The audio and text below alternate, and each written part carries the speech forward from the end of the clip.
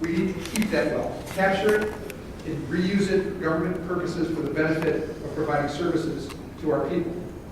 And what that means ultimately, and I think the discussion earlier about the leasing regulations is a good example of this, is that the federal government should never be relieved of its trust responsibility to support our governments. Sometimes that takes the form of providing direct assistance, but other times it takes the form of protecting our freedoms, our sovereign freedoms, as it relates to issues like tax reform. What are possible action steps? Now, this is a choice, and we framed this technical approach, and you heard some of that this morning. Tax-exempt bonding authority, housing tax credits, new market tax credits, accelerated depreciation credits, employment tax credits, and renewable energy tax credits. Here's the thing about this, and having been a tribal president, I have a certain sensitivity to the challenges that you're dealing with. I've felt very pressured to create jobs and have real results. And the very last thing that my council, much less the people, wanted to hear was, we're going to borrow a bunch of money to create a few jobs. And while we might view economic conditions as one reason why the $2 billion of tax-exempt bonding authority is undersubscribed by 80%, the other side of it is it's not a first impression economic development tool. For a wealthy tribe that is borrowing money to be able to save 2% on your cost of financing, that's great. But there's an awful lot of tribes who are never going to borrow $50 or $100 million to be utilizing for economic development purposes. There needs to be other things in place that would provide easier frontline economic development, job creation opportunities for tribes and tribal Indians. It boils down to that.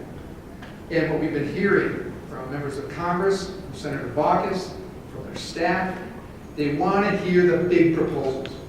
They want to hear the things that will help change the economic foundation of Indian country, so much of which is dependent upon federal appropriations dollars, to help us find ways to mature our economies for the self-governing benefit of our nations and our people. So, bold proposals, such as this tribal empowerment zone. Congress should restore our treaty-recognized status as being immune from federal and state taxation. By establishing these tribal empowerment zones, we proposed it as a demonstration project. 50 acres of tribal land designated as immune from all federal and state taxes. It takes this idea that we discussed just a few minutes ago about the leasing regulations and the preemption of state tax, and puts it on steroids. Comprehensive, so that we can start with a zone that would be inherently attractive, certainly to natives, to tribes, but particularly non-natives and companies who might want to find ways to move capital to tribal lands. Let's run it for 10 years. Let's see if it would work. Let's see if it would demonstrate. And our proposal would have 25 of the poorest places in Indian country being the beneficiary of this, as well as 25 who might, through a somewhat gently competitive process, be innovators with new ideas about how they might use this land. And let's see whether it would work or not.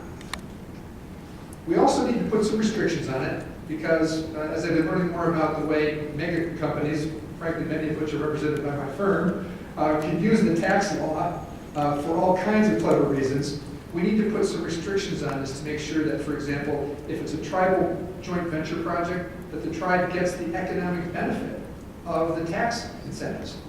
And a good parallel concept is IGRA. IGRA, as you might recall, at least 60% of the deal has to be for the benefit of a tribe if you're working with a non-native developer or management company. Another would be jobs. You want to make sure there's a certain number of jobs for native people. That's what it's for, is to help people. And so that is part of the discussion we need to have to refine how that would actually work in reality. Next. In addition to the tribal empowerment zone, I have been raising this conceptual issue for the lummi, which applies to those tribes who also have fishing immunity from tax. As the ecology has changed and the fish stock has depleted, you have situations where tribal people can't sustain themselves through their traditional economy, fishing. Well, the IRS takes the view that when the lummy fisherman has to leave the boat and the tax-exempt, tax-immune economy and goes to the mainland, tribal land, to set up a subway or to become a carpenter, they become a taxpayer. Now they're doing something no different. They're making money for the purposes of providing for themselves and their family. But the government takes the view that you suddenly become a taxpayer when you go from the water to the land. And that has no real logical consequence to it in terms of why that's true. So these proposals would include a 100% self-employment tax exemption. That if you're a private business, an entrepreneur, someone looking to get into business, wipe out the income tax for that idiot. And this is about promoting individual businesses, individual entrepreneurship as a companion piece for the benefit of the tribal empowerment zones. And logically, what is the huge difference between income derived from the land versus income earned on the land?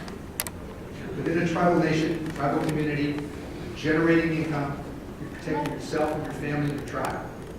And that's what the government should be helping us with. So, Mr. Secretary, please carry this message tomorrow to the Congress. And then lastly, what can you do about this? I think we're on the last slide.